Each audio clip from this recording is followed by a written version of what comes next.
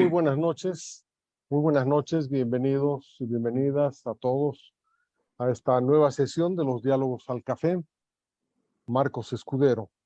Esta noche tenemos un tema particularmente importante e interesante y lo va a presentar Gabriel Loza. Gabriel ha escrito un libro sumamente interesante justamente sobre el tipo de cambio y la política internacional, y un poco en base a ese libro es que lo hemos invitado a inaugurar este debate, ¿no? Gabriel ha sido ministro de Planeamiento y también ha sido presidente del Banco Central de Bolivia durante una temporada bajo el gobierno de Evo Morales, de manera que su experiencia es bastante reciente. Con esto yo le cedo la palabra entonces a Raúl Rivero para que se haga cargo de la moderación. Adelante, Raúl. Gracias, buenas noches a todos.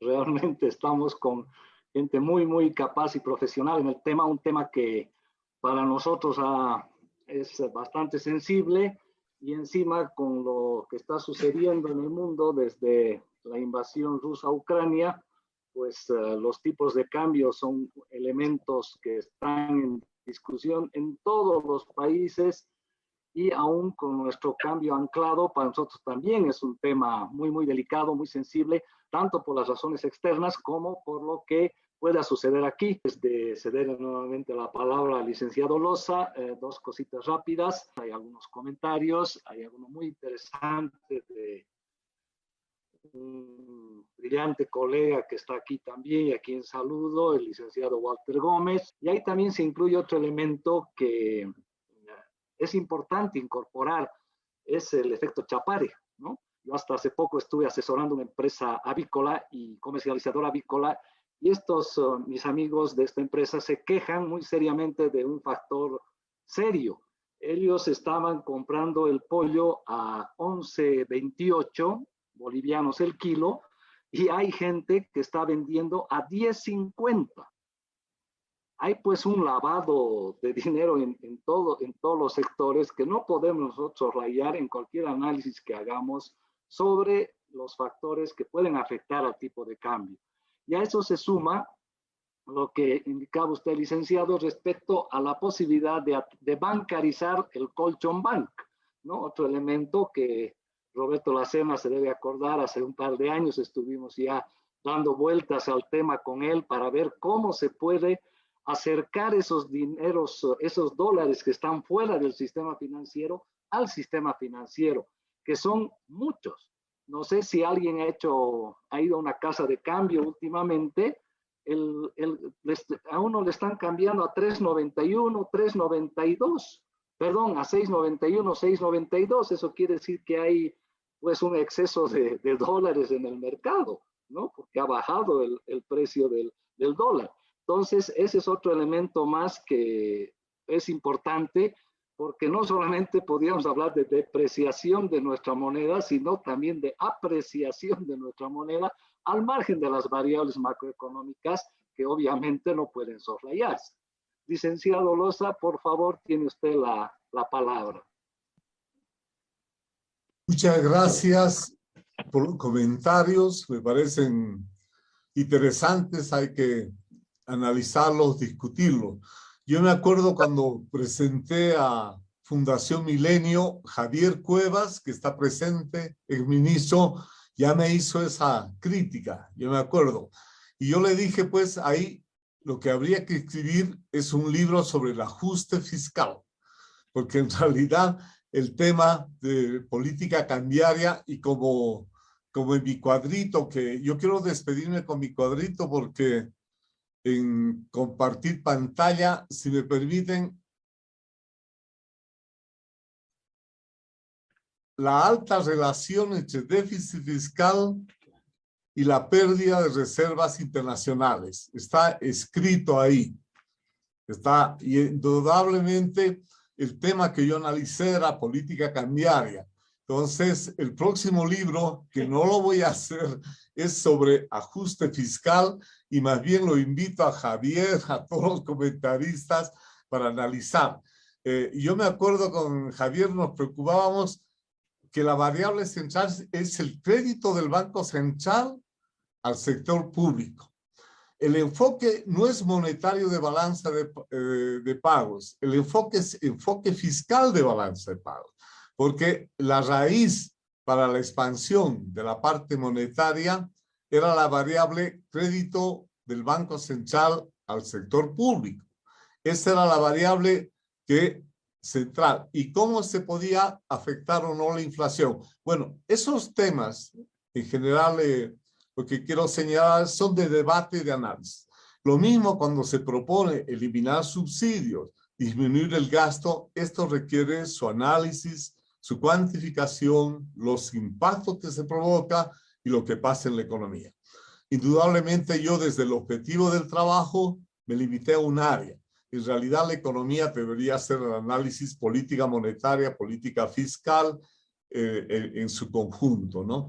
Pero en todo caso, agradezco las críticas de buen nivel técnico, una discusión alturada y que sí, yo soy muy consciente de que un debate del tema, por ejemplo, política cambiaria, cualquier tema, requiere un consenso político y más bien requiere un tema de tratamiento que va más allá de los economistas, que es un tema de buscar las mejores opciones para discutir lo que va a pasar no solo en el corto plazo en el país, sino como decía Javier Comboni, el tema del largo plazo, que nunca dejamos de preocuparnos porque creemos que el largo plazo es la sumatoria de los cortos plazos. En todo caso, muchas gracias por los aportes y la idea es generar insumos para el debate. Gracias. Yo quisiera, antes de cerrar, no quedarnos en el lado de las autoridades monetarias que nos han acompañado ahora en el análisis, y le voy a pedir a una persona que ha estado al otro lado en el Ministerio de Hacienda, a Javier Rebollo, si está presente todavía, si está ahí, si nos puede dar un comentario rápido desde el otro lado, habiendo sido viceministro en el Ministerio de Hacienda. Javier, por favor. Javier Rebollo o Javier Cuevas, que lo veo también que está por acá. Javier Rebollo. Adelante, adelante. Sí, sí. Bueno, muchas gracias. Muy contento de estar acá en este debate. Muy interesante. La verdad es que todo apuntan a que obviamente el tipo de cambio flexible es lo más recomendable, pero a su vez también comparto las opiniones de que cuán viable es entrar a esta fluctuación del tipo de cambio en las condiciones actuales.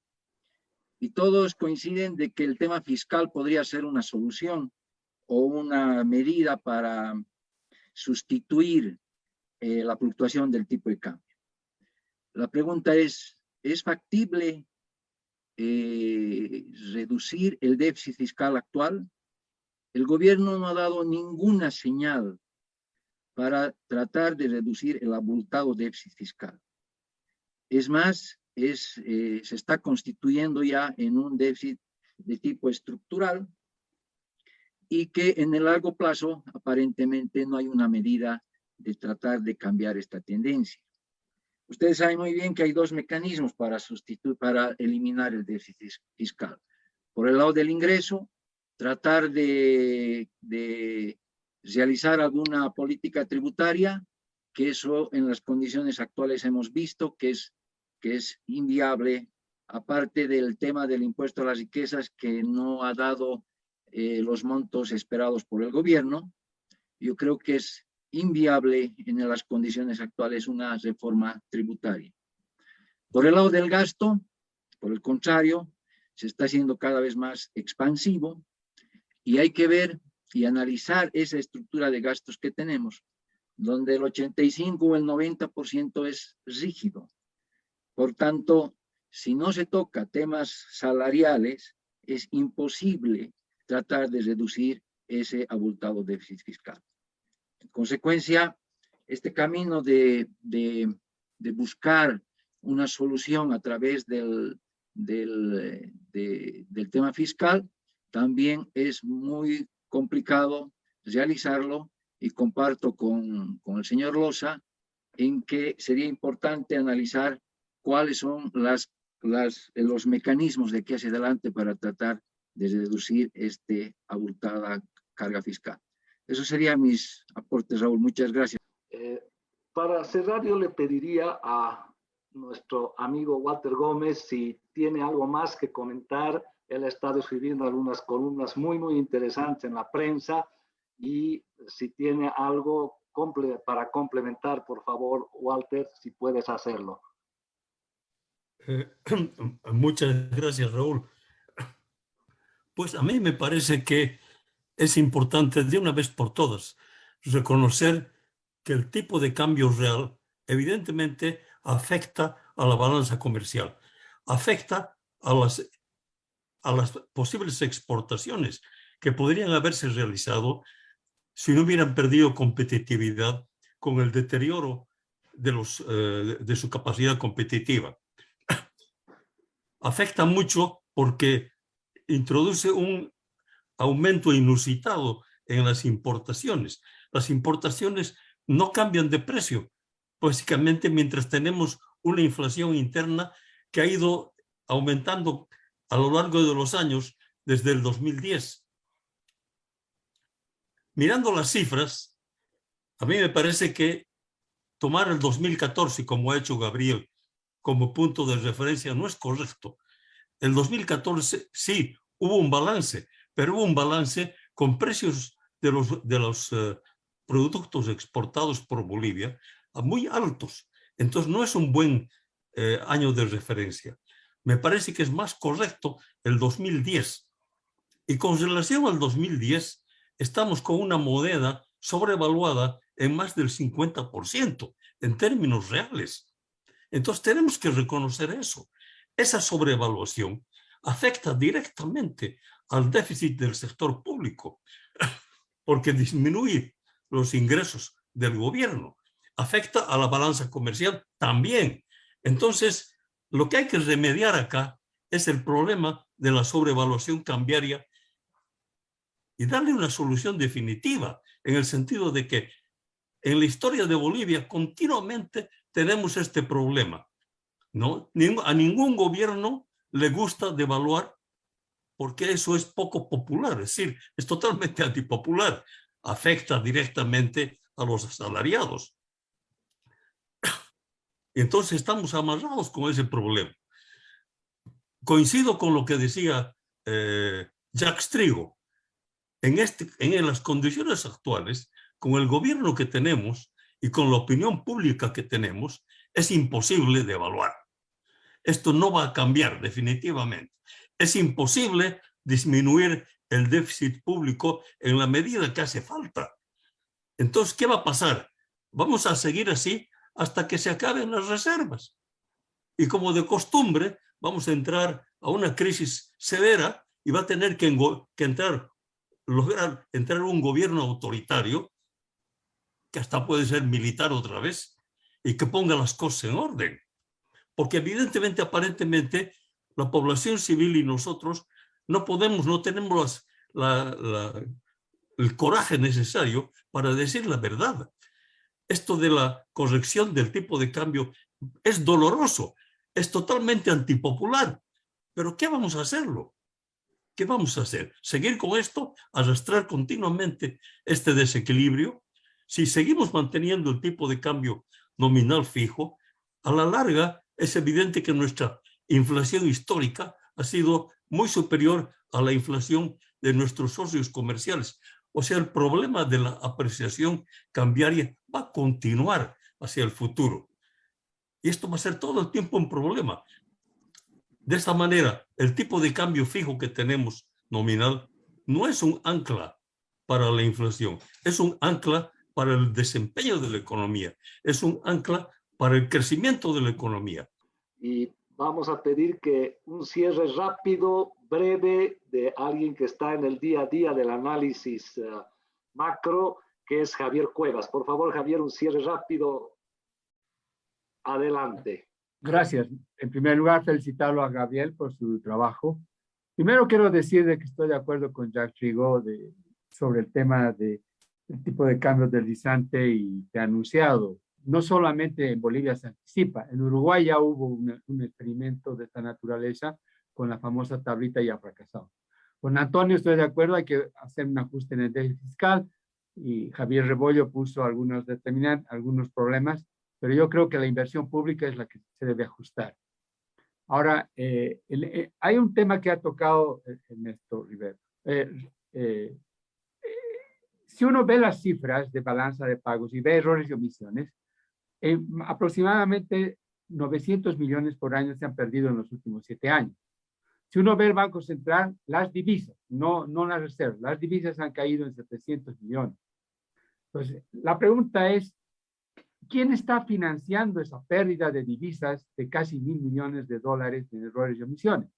Por definición, esas divisas o son importaciones subregistradas o son reservas que están no declaradas en manos de empresas y hogares.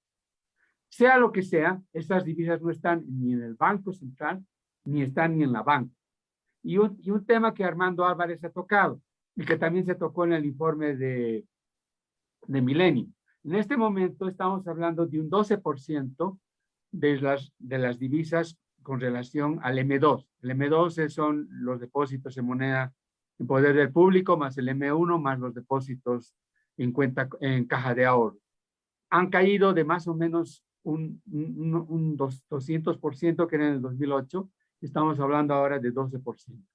La otra pregunta que surge ahí es, ¿por qué no se ha caído el mercado cambiario? En otras circunstancias se habría caído. ¿Por qué no ha cambiado la percepción de la gente y se ha ido hacia dólares? Entonces ahí surgen dos preguntas. Primero, ¿por qué la percepción de la gente no cambia? Y segundo, ¿quién es el que financia esas pérdidas tan grandes que son más que todavía las pérdidas que ha tenido el Banco Central en divisas? Yo dejo esas dos preguntas porque al hacer el trabajo de Milenio me han surgido las preguntas y la verdad yo no tengo una respuesta. Y concluyo con esto. El Fondo Monetario ha hecho un trabajo último donde la conclusión es la siguiente. Ellos dicen, es un trabajo de modelo de equilibrio general y la conclusión es que si se cambia tipo de cambio flexible o flotante, o como le llaman de target inflation, ¿ya? Donde no hay un beneficio muy grande para la economía. Por tanto, hay la tendencia a quedarse con un tipo de cambio fijo. Pero la idea para poder mantener este cambio fijo y que sea factible en el largo plazo, que habló Javier Gomboni, es que haya un ajuste fiscal. De otra manera no va a ser posible. Ahora, ¿cuál es el beneficio? Hay modelos que se han creado de un premio Nobel que el beneficio es a través del tipo de cambio, a través de la política fiscal y la política monetaria. Con política fiscal, tipo de cambio fijo afecta a la demanda agregada y por tanto tiene un efecto importante en la demanda agregada. Con tipo de cambio flexible tiene un efecto importante en la política monetaria y afecta a la demanda agregada. Entonces, ahí es una pregunta más bien para Gabriel.